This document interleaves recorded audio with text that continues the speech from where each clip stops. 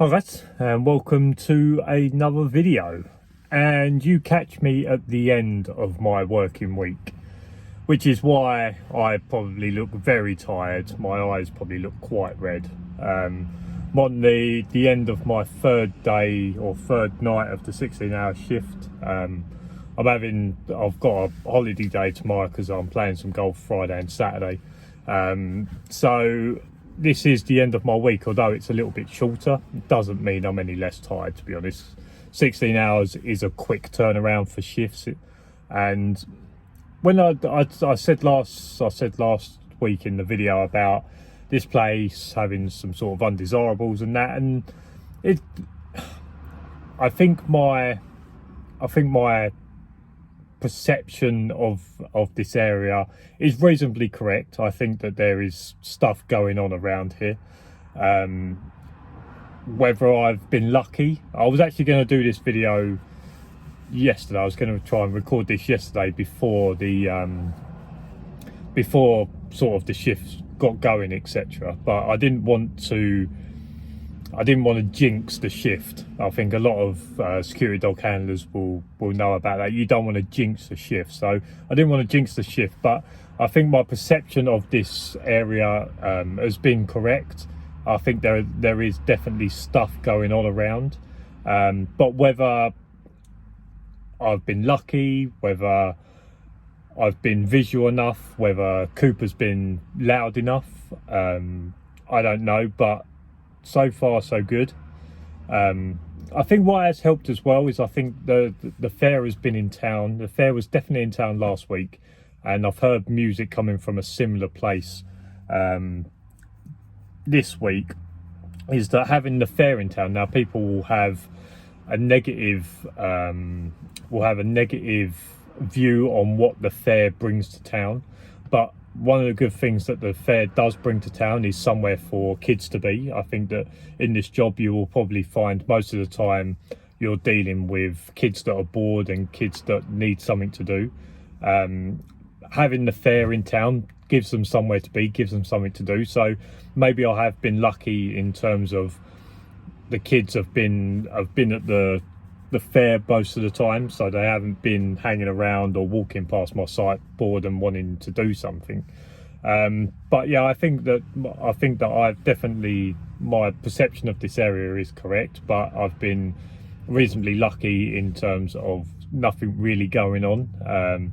Did have someone drive into site last night that I could deal with just a conversation. Didn't need to get the dog out, etc. Just literally go up to them and just say, look, I just want to ask what you're doing in here. And they said, oh, we've just come in to have a look. And I said, look, just for future reference, this is a closed site, out of hours. The best thing to do would be to speak to the developer, make a appointment with them where you can come in and maybe have a look around. I think in a few weeks they are having an open week, so maybe that'd be a good opportunity. And they apologised and said, yeah, that's fine, we'll speak to the developers and we'll go down that route. So giving them some advice on how to do it the right way. They seem to go away pretty happy. But I think so, definitely with this as well, where this site is coming to an end, and people are taking a lot of interest. There are people walking past site, stopping and looking into site to look at the finished product through maybe some interest and of maybe wanting to buy a place here, etc. Taking an interest into sort of a finished product. I think that I've kind of had to be sensible in terms of what are them people doing. Now these people are standing in public area and they are looking into my site, but why are they looking into my site? Well, they're probably looking into my site because there's finished products up and they've got an interest in that because maybe they want to buy a place here, etc. You know what I mean? So I think I've had to be very sensible with it, and maybe some people have pushed their luck a little bit, but like I say, I think that I don't want to be one of them security guards that gets caught in getting into arguments with members of the public when the members of the public are not really doing anything wrong. Like, there was a guy that maybe come, I don't know, 5 meters into the site yesterday to have a look at sort of the finished product that's going on. He come into the site by about 5 meters, but where they've tarmacked here, they've got like the dark tarmac, and then you've got the lighter tarmac, which is the same colour as the roads. Now, he never crossed into the darker tarmac, so in one way you could probably look at it is that whilst he's still in the light tarmac that's the same as the roads, you could argue that, okay, he must still be on public land because it's the same tarmac as that is on the public land. He hasn't crossed into the darker tarmac, which you would associate with site. So there has been someone that maybe pushed his luck a little bit. Whether he was pushing it to see if I'll get out and start asking questions about what he's doing, etc. But he was there with his wife and his kid as well. So it made sense to me that he's just sort of here just looking at the finished product, taking some interest into it, etc. And I don't think he was taking any interest into a couple of the bits that are laying around. There's nothing really too much here that's worth nicking. There's no like copper wire or anything, that sort of stuff that you would expect that some people may want to get on. There's none of that sort of stuff, so I haven't really got any fears about people breaking in because there's high value items to get out on site. But yeah, I think that my perception of this area has been correct, but I've been pretty lucky. I think the fair being in town has helped. And yeah, I think it's been interesting because even like the first day that I turned up, a few of the workers and that, and they said, "Oh, like, are you going to be here all night?" And I said, "Yeah, I'm here all night," etc. And they said, "Well, I hope your dog's tough because he's going to need to be around here." And I think, knowing the area, I had that similar kind of view on it when I said to people, a few people that are my friends, that I said the area that I was going to be working in, they all said F that. So yeah, I think it's been interesting, but like I say, I think it's been a nice little job. It's forever changing. Had to deal with some deliveries and different things like that for the client, which is not something I've really had to deal with too much. On the last construction site I was on, it was the odd delivery here and there, but this one seems to be a little bit more regular, and obviously not having a front gate obviously makes it a little bit more tricky. That obviously they're already in the site before you kind of know what's going on. But yeah, I've dealt with the deliveries absolutely fine. I think I've got on with the client very well. I think the client's been happy that I've dealt with stuff, because sometimes he's failed to tell me that these things are happening, but by speaking to him and understanding what's going on with site and what the next steps are with site, I think has helped me. And he's been very appreciative the next day when he's turned up that I've obviously dealt with it, etc. But I think that's an important thing to understand as well, is that keeping up with the client, speaking to the client most days or every day that you obviously speaking to them every day that you turn up, so obviously they know you're aware that you're there and you have just a chit chat with them.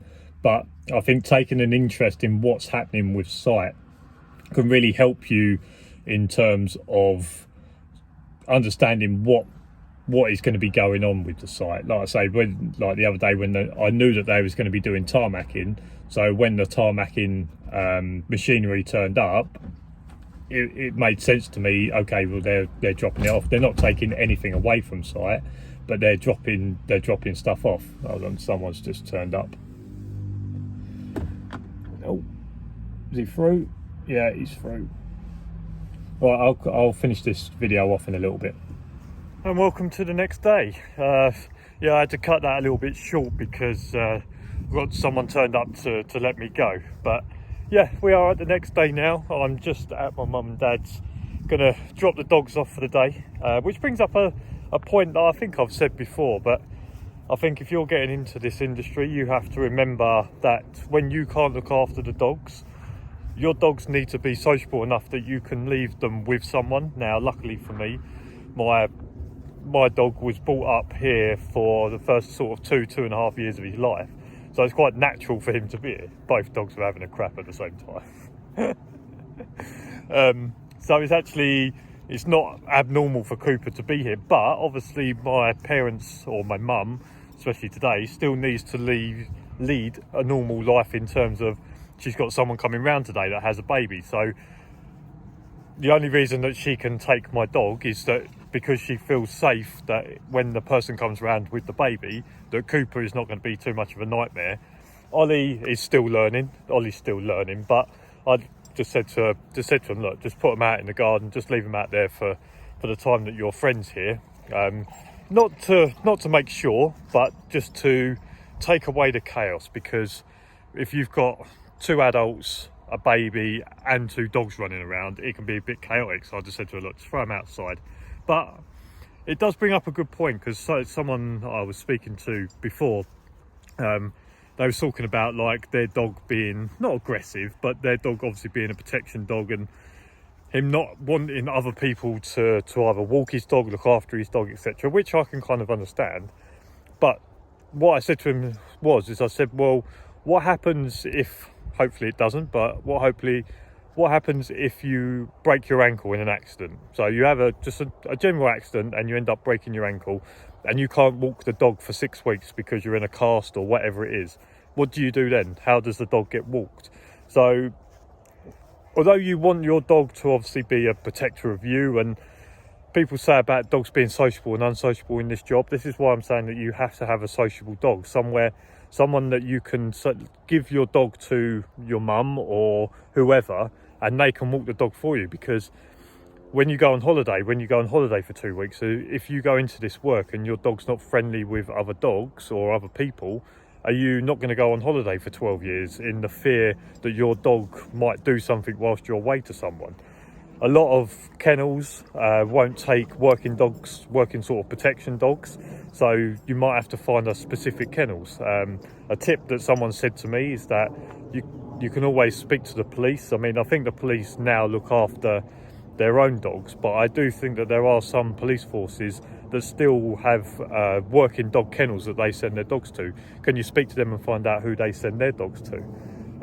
But yeah, so I think that's just something to obviously keep in mind, that if you're coming into this, and obviously you want your dog to do the best protection work you can, but remember your dog has to be sociable enough. If you have a day off or you're off doing something, that someone else can look after the dog for the day, or someone can turn up, someone that the dog is familiar with, that they can turn up and take the dog for a walk. But yeah, and in terms of like work, like I say, the site has been okay. I think my judgment of the area has been correct, but like I say, I think it's not been too bad. I think I've done well with the client in terms of doing deliveries and that, and I think the client is always appreciative if you're not constantly ringing them about the littlest of things. And I think some of that is just keeping up to date with what's happening with site. So for example, I knew that they was going to be tarmacking, so when a tarmacking equipment delivery turned up at 4:30 in the morning, I didn't have to ring him and say, are you sure this is correct? Because I'd already spoken to him and I knew it was happening. I just cracked on and done it, and then he was obviously very appreciative the next day. So I think just taking a bit of accountability. Obviously if someone's turning up to take something away from site, that's a completely different kettle of fish. But obviously if someone's turning up to deliver something to site that makes sense to what you know is happening around site, then sometimes you just do it yourself. So guys, that is my video for this week. Hope yesterday's part of the video made sense. I was absolutely knackered. I didn't actually know if I was going to use it, but once I viewed it back a little bit, I actually thought, well, it's not as bad as I thought. So guys, if you like this video, make sure to give it a thumbs up, subscribe down below for loads more videos, and as for now, I'll see you again next week. Oh, Patreon's down there as well if you want to help support what I do.